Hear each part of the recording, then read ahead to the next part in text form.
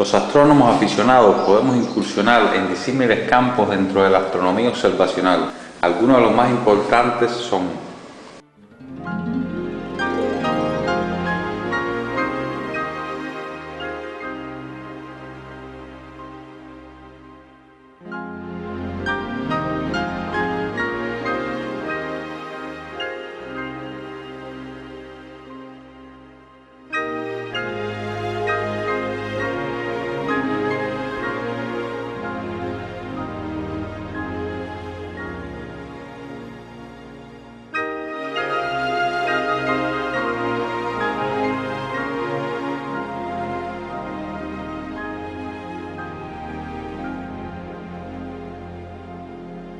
hoy específicamente le hablaremos de la estimación de los parámetros en los cometas.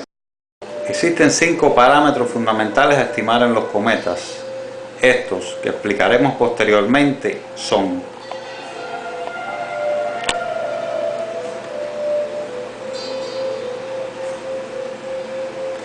brillo de la coma, el diámetro de esta coma, grado de condensación, longitud de la cola en caso de que la posea y finalmente ángulo de posición de la cola. A continuación pasaremos a explicar cómo se determina el diámetro de la coma.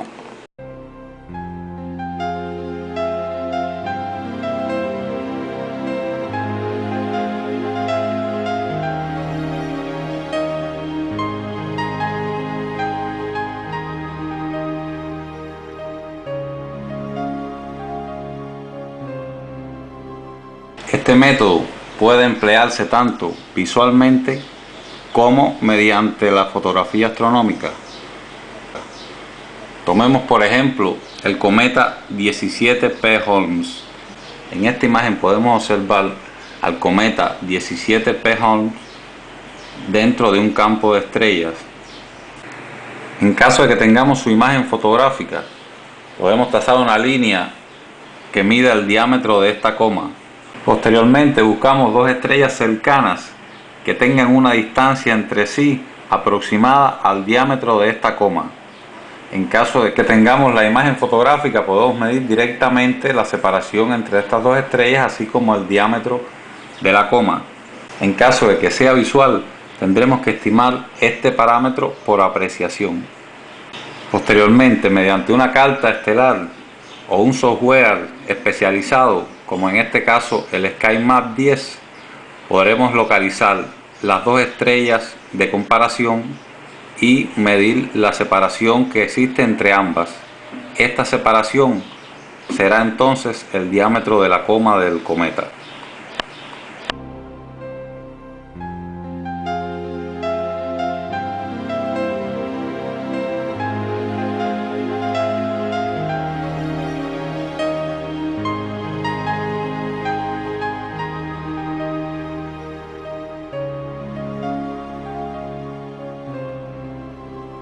Para emplear el método del cronometraje, detenemos el mecanismo de relojería del telescopio, dejando que el cometa se desplace sobre el campo del mismo. Entonces, en el momento exacto en que la coma comience a transitar por delante del retículo, accionamos el cronómetro y en el justo momento en que la coma termine de pasar a través de este retículo, detenemos el cronómetro. Este tiempo, según la ecuación dada, permitirá calcular el diámetro de esta coma. El parámetro delta representa la declinación del cometa.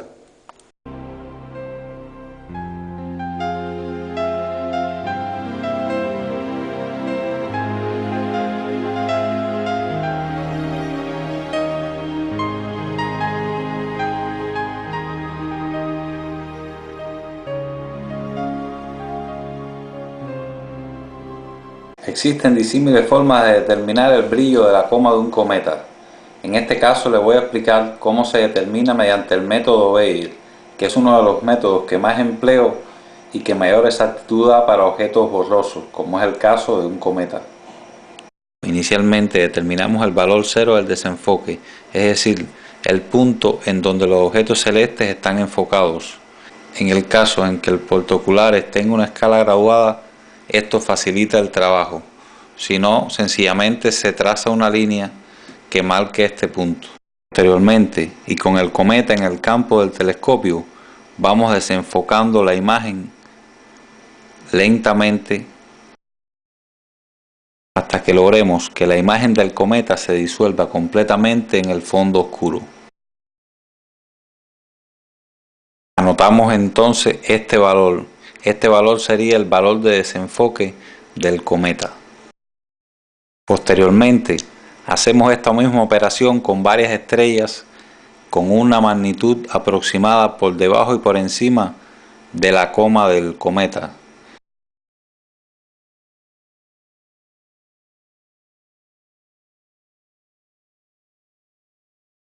Posteriormente, en un gráfico que tendrá un eje los valores de magnitud y en el otro los valores de desenfoque, vamos colocando cada parámetro determinado en cada una de las estrellas.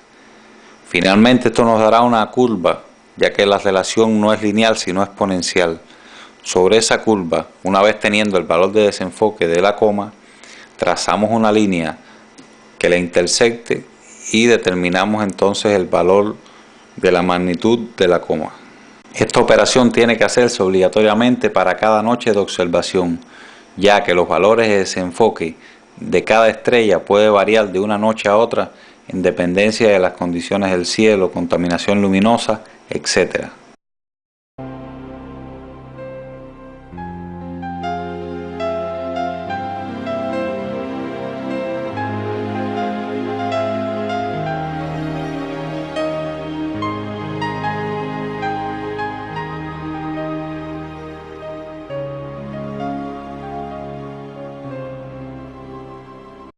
El grado de condensación del núcleo tiene una escala de valores que va desde el 0 hasta el 9.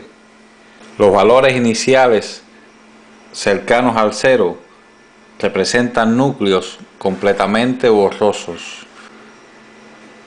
A medida que vamos avanzando en esta escala de valores, vamos viendo núcleos de un moderado grado de condensación. Finalmente, el número 9 representa a un núcleo con características estelares. A la hora de estudiar un cometa, debemos asignarle un valor dentro de este rango a su núcleo.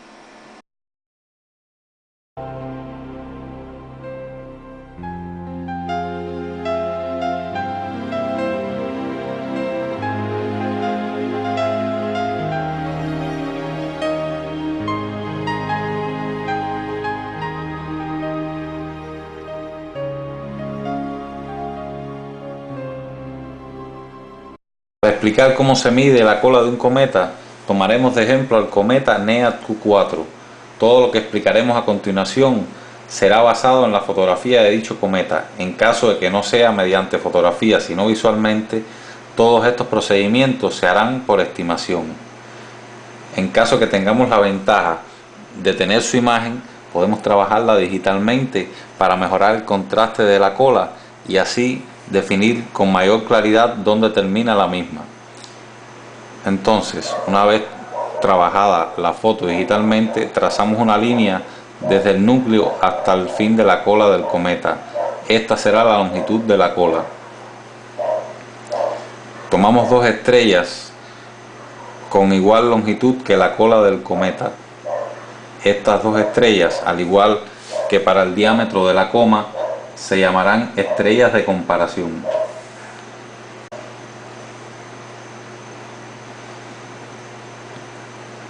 Buscamos entonces una carta estelar y localizamos las dos estrellas de comparación.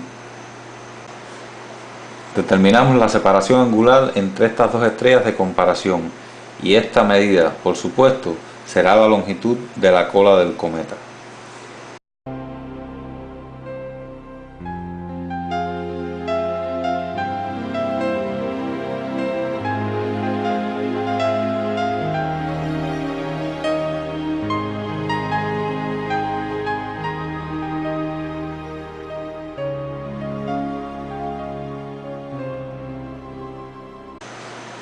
Para determinar el ángulo de posición de la cola, buscamos dos estrellas que estén orientadas de modo paralelo a la cola de dicho cometa.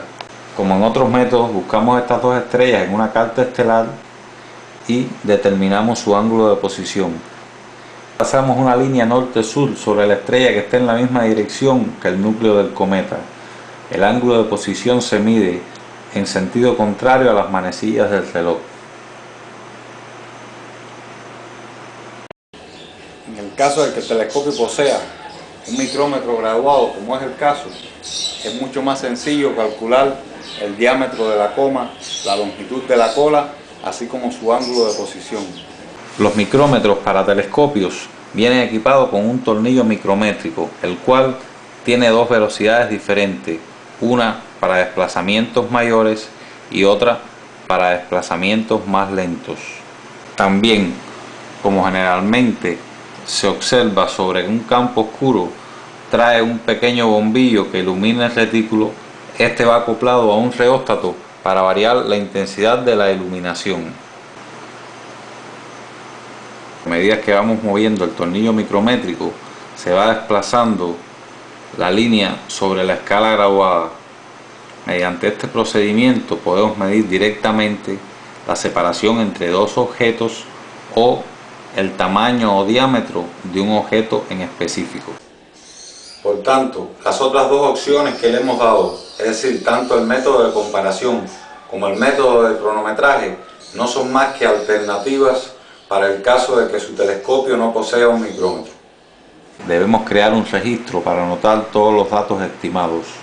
En la primera casilla anotamos la fecha y la hora de la observación, es decir, el año, el mes, el día y las fracciones de día. En la segunda casilla anotamos el instrumento empleado para la observación, por ejemplo, un binocular de 7×50 y un refractor de 7 centímetros f6,5 con 11 aumentos. En la tercera casilla los datos de la coma, con las subcasillas: diámetro de la coma, magnitud de la coma y el grado de condensación del núcleo. Cuarta casilla tenemos los datos de la cola, es decir, su longitud y su ángulo de posición.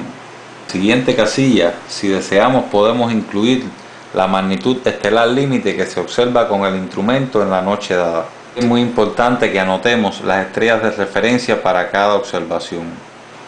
La siguiente casilla nos muestra los métodos utilizados para calcular el brillo de la coma. Por ejemplo, el método Morris, que se representa por una M, y el método Bayer, que explicamos anteriormente, que se representa con una B. La penúltima casilla es de observaciones. En ellas podemos anotar aquellos datos que nos parezcan de interés señalar. Y en la última casilla, que es la del observador, podemos anotar nuestro nombre y, si deseamos, teléfono, dirección de correo electrónico y otros datos de interés. Tampoco está de más, en el caso de que se posean, insertar alguna de las imágenes más representativas del cometa.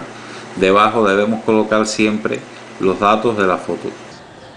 Entonces, con las herramientas teóricas conocidas y el instrumental óptico necesario, no nos queda otra opción que pasar de la mera teoría a la imprescindible práctica.